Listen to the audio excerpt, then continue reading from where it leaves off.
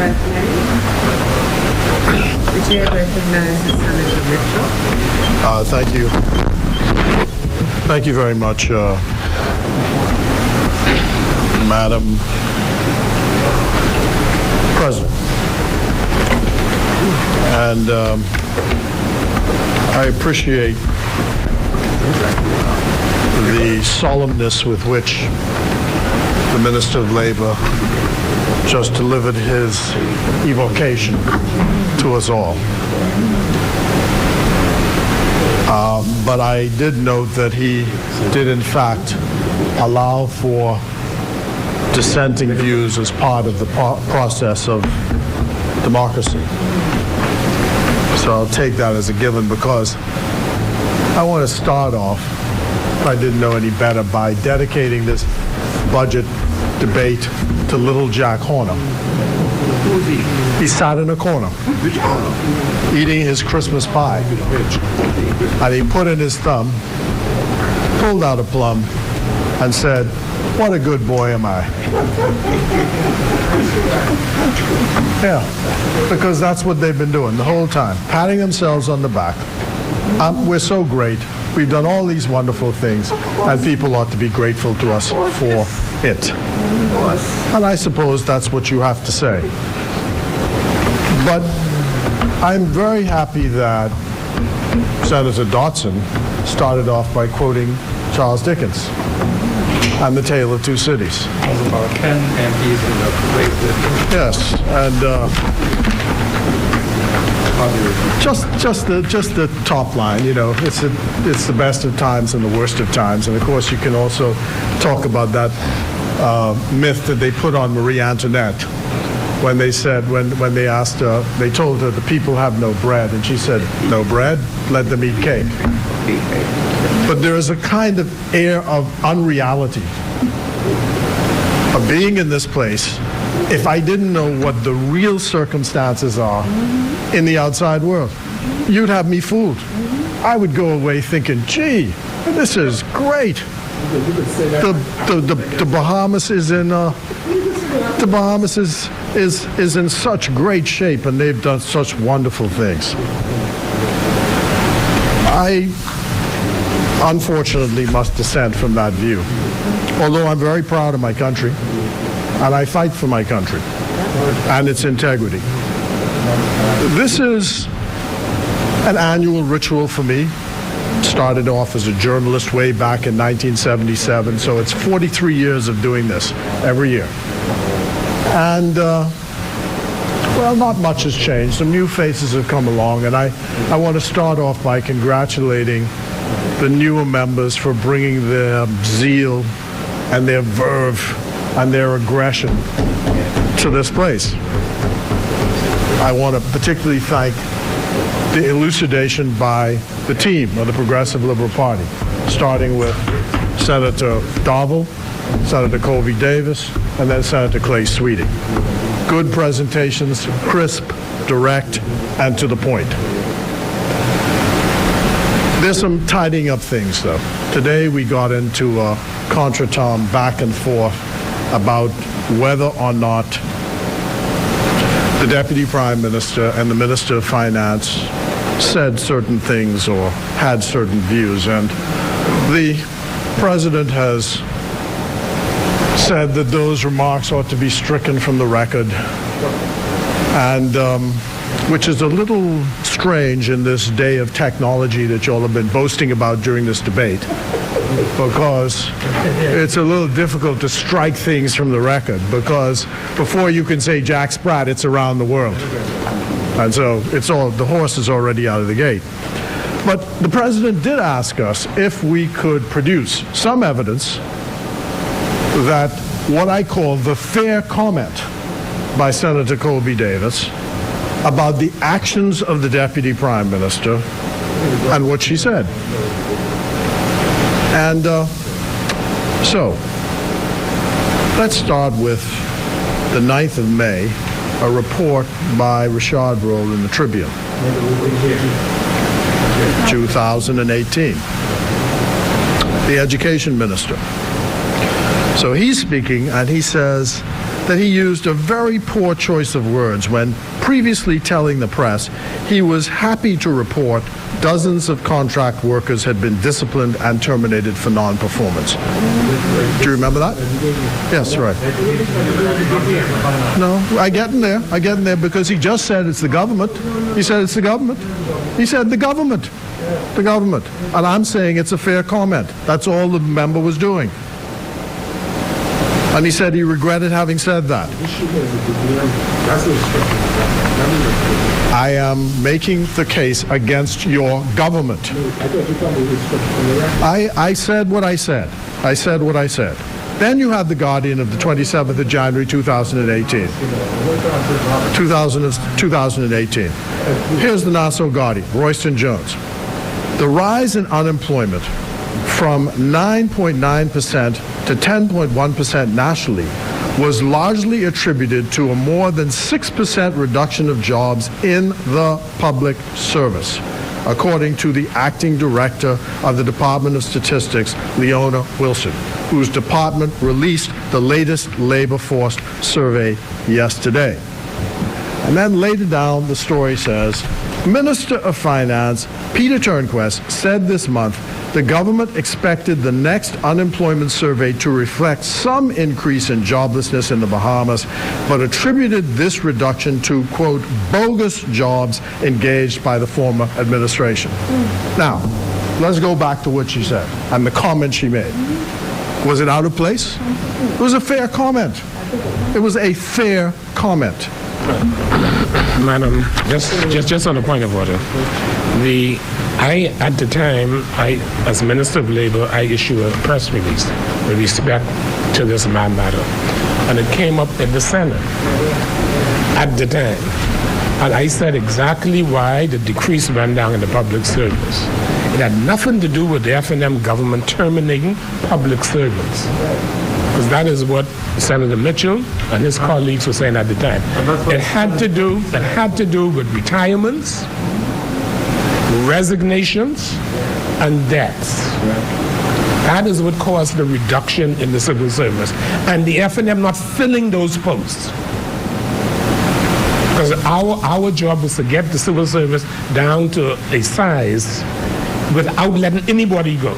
And the way to do that is if people retire, you just don't bring somebody in to keep it up at a high number. Natural attrition. That is the point. And I actually issued a press release. I'm going to Google it now and find that press release and read it. Fine. The contract workers who of urban renewal didn't retire. Contract workers didn't retire. Their contracts and the gaming board workers didn't retire. No.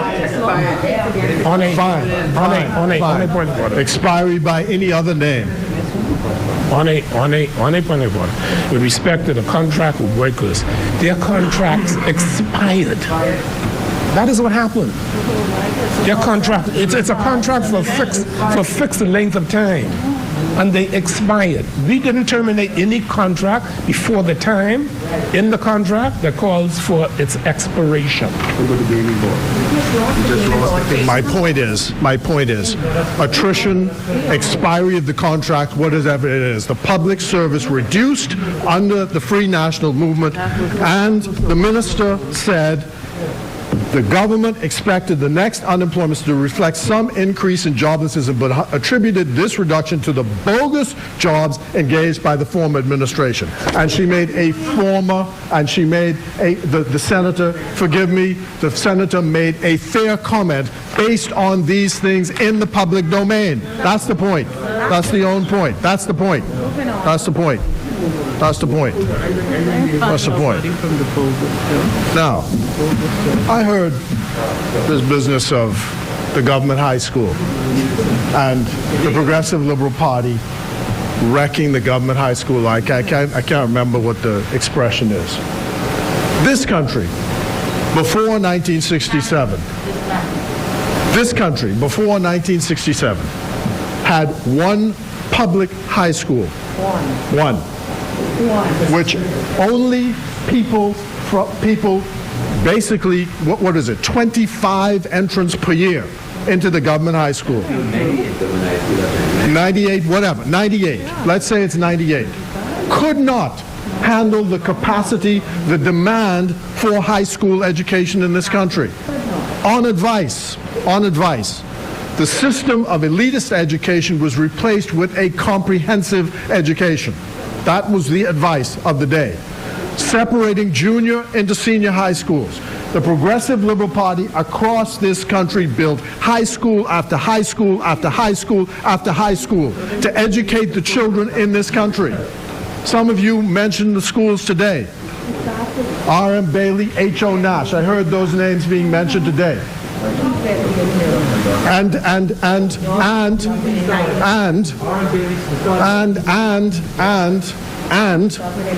the fact is, the more people are being educated today because that investment in the education of the people in this country by the Progressive Liberal Party. Just a point of order. This is not intended to be an argumentative point, but merely to set the record entirely straight. With the attainment of internal self-government in 1964, the UBP started to build schools all over the Bahamas. Now, unfortunately for them, they lost the elections 3 years later. And that process was continued.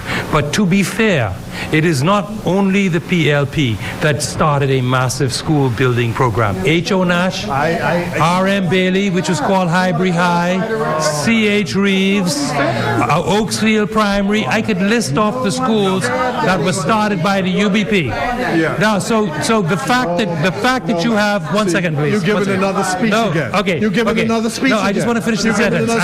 You'll wrap up in 5 minutes. Okay. 5 minutes. Okay, brother. Okay, no, we're not arguing. We're not arguing. Yeah. Okay, brother. No problem. Senator Mitchell was presenting. Senator Bethel had a point of order. Allow each of them individually to state their points without 5 or 6 other people participating in the discussion unless you are called on. Please. I just wanted to end with one sentence to say this, that every Bahamian government of record has had a commitment to education and placing schools in communities. Everyone, going right back to the UBP. When I think it was, the UBP is not my concern. Okay. I'm not interested in the UBP and what they did and didn't do. Right? Not right now. Right? 1967. I'm saying, incontrovertibly, the primary budgetary allocation, Progressive Liberal Party, was education, transformed education in this country. And you can't rewrite history that way. You cannot do it. You can, because you can do anything you like, but you shouldn't. Fair is fair to try and rewrite history. And then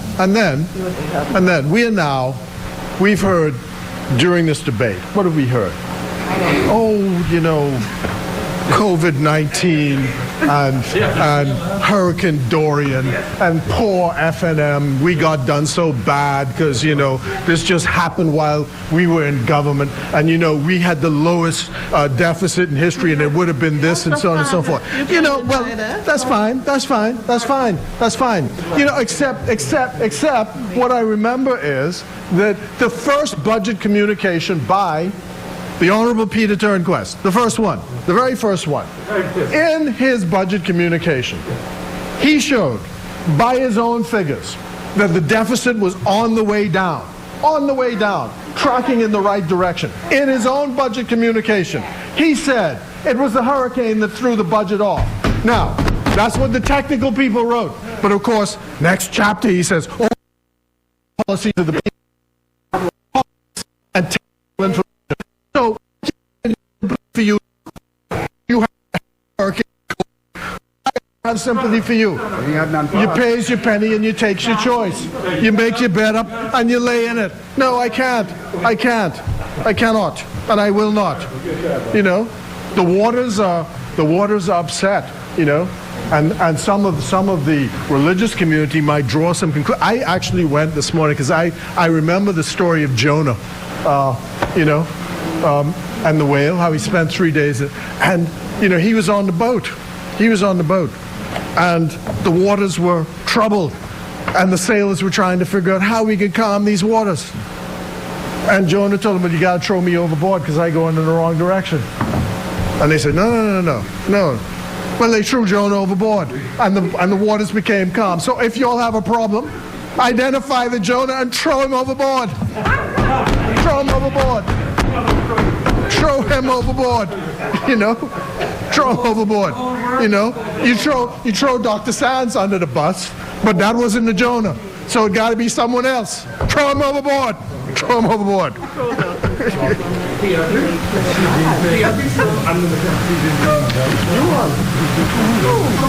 Now. Resign now. Come on now. Madam President. There's a resolution on the order paper, which is a resolution on the order paper, which we agreed to speak to. And I speak in the context of the decision by the central bank to abolish the penny. As of the end of this year, the penny is going to be effectively demonetized, and you will not be able to use the penny.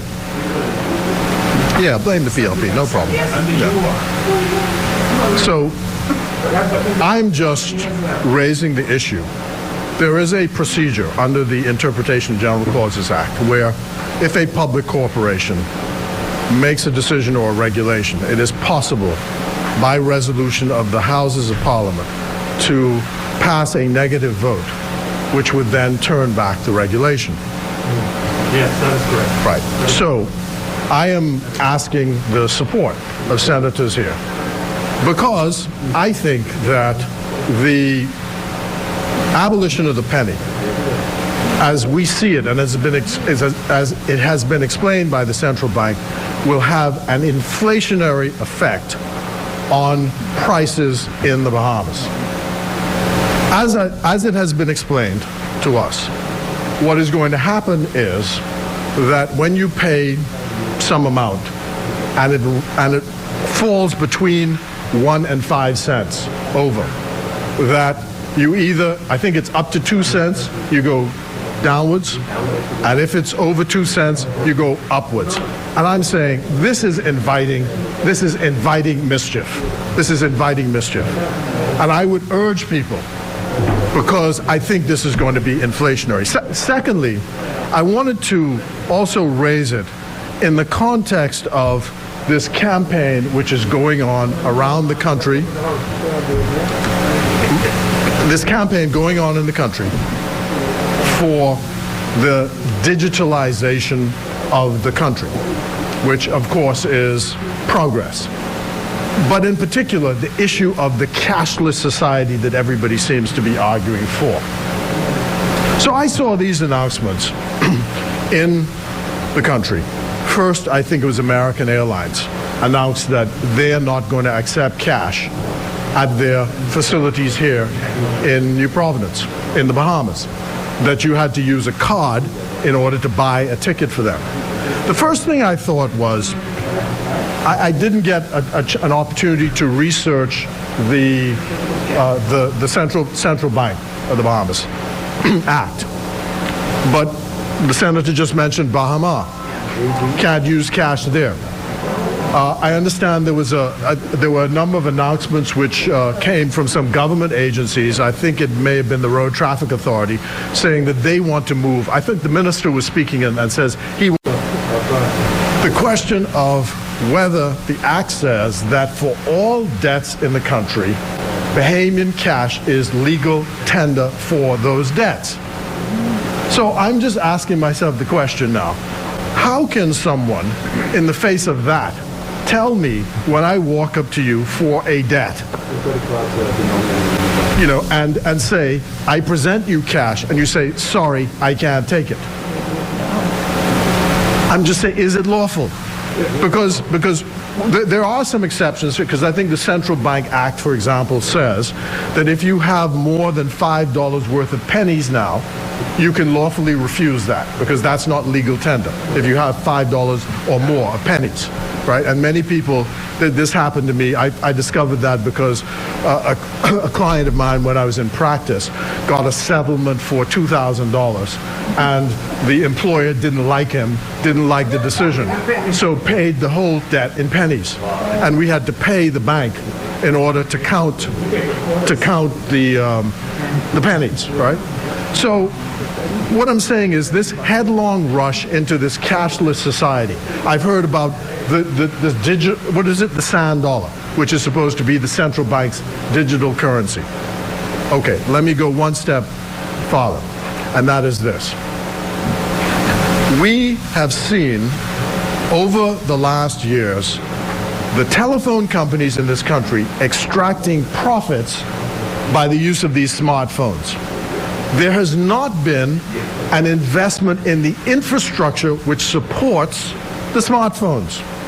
So when we start talking about digitalization of the Bahamas, unless there is the underlying platform, what are we doing? I said jokingly to my colleagues here that I'm going to go and say, you know, I'm going to access government decisions, and I better be sure I got data on my phone, or the data is, right now you're back to the situation where calls are dropping, the system is crowded, there's obviously a need to invest in bandwidth, nobody's talking about 5G and the next direction things are supposed to be going. So I want to put all of that in the mix, because this business of the abolition of the penny and depending on the electronic transfers for your payments are all mixed up in one.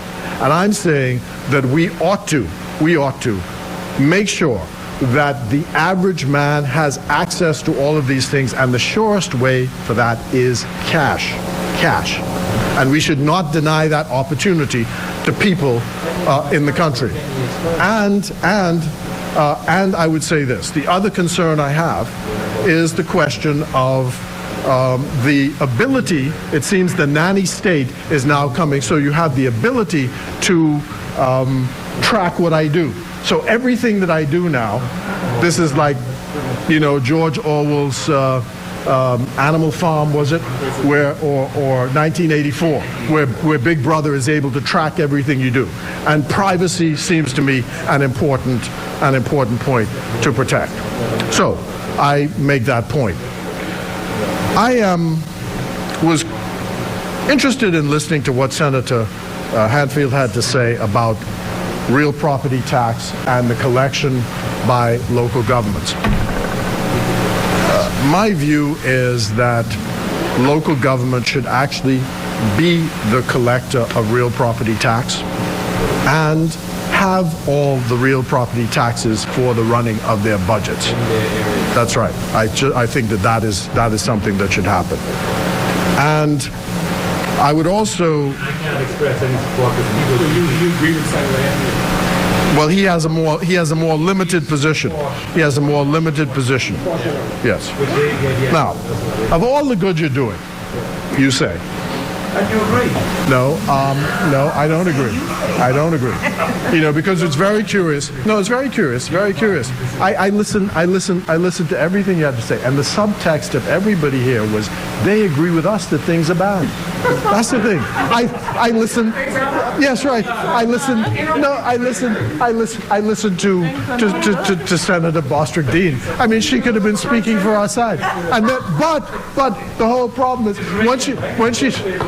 when she's done, she makes the flip and says it's the PLP's fault.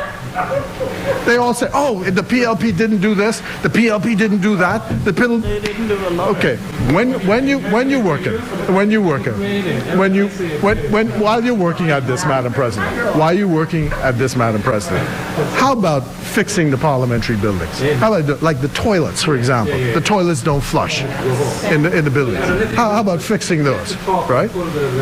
You know, you need you need to have proper parliamentary buildings. How about doing that? Say? Oh yeah, well I can let you argue that one because that. So how about that? And no, I don't. Where's the evidence of it? Where was the evidence of it? But what I'm saying is there needs to be a proper parliamentary complex. There needs to be a proper. So would you put that in your list of things to do? Now, next thing. You're trying to find money. The reason we are partly in this revenue issue is because the country's economy was shut down in a manner that could have been more properly handled. That's the revenue issue.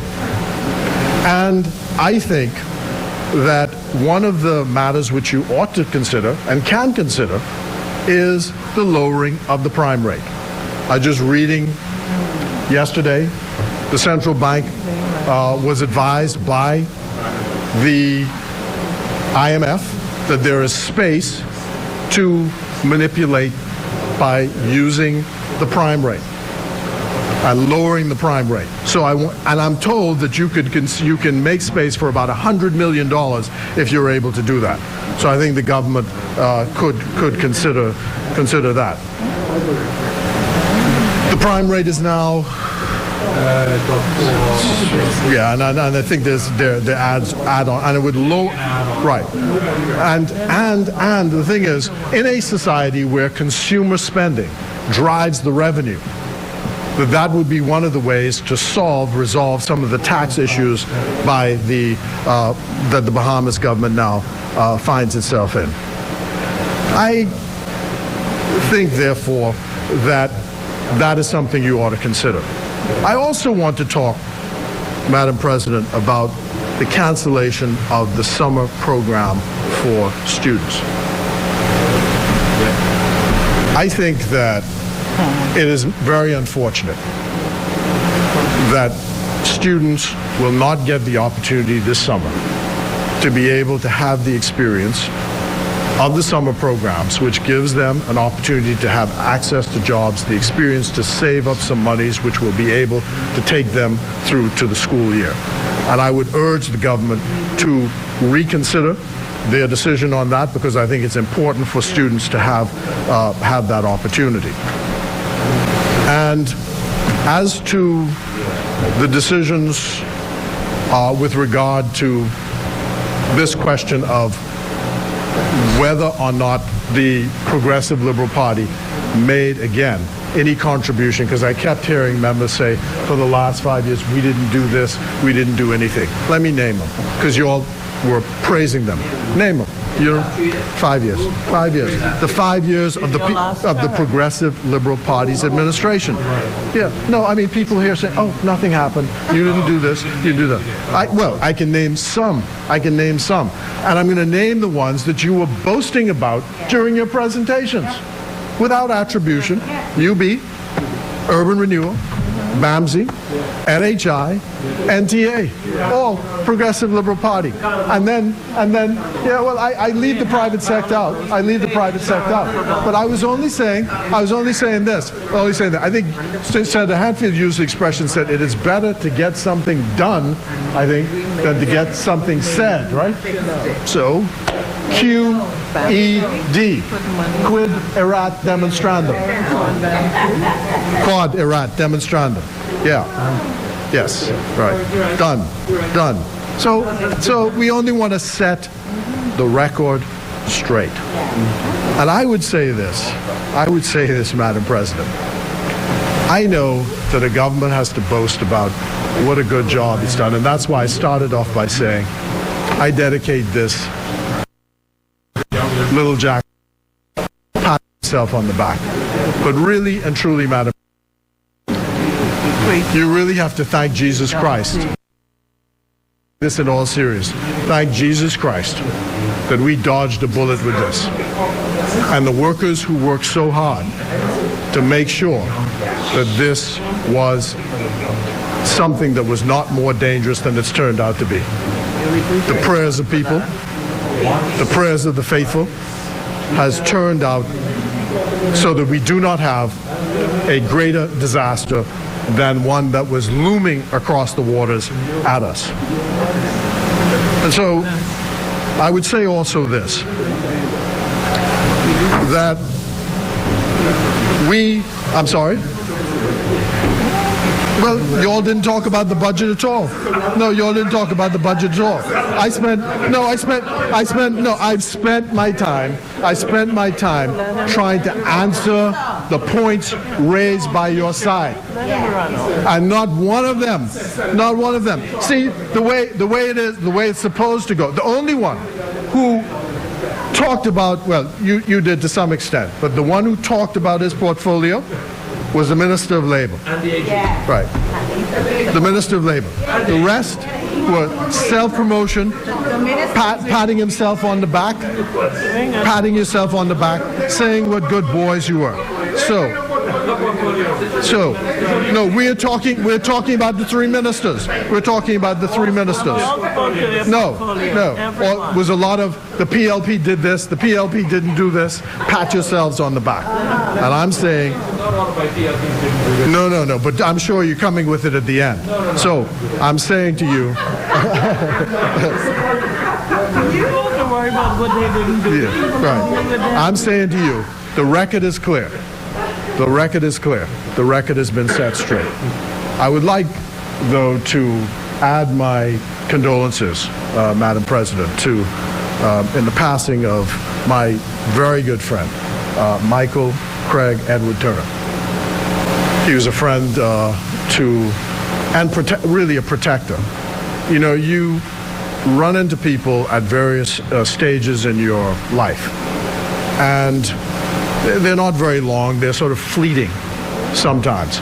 But the impact that people have on your life is significant throughout your lifetime. And he was a keen historian, a man of great humor, an excellent lawyer, and also formerly a corporate secretary. Just an all-around excellent human being, good family man, and so I want to remember him at this time and say may he rest in peace. Well, I think that takes care of your budget. The record's been set straight. Thank you all for the contributions you've made, members, and God bless you all. Thank you.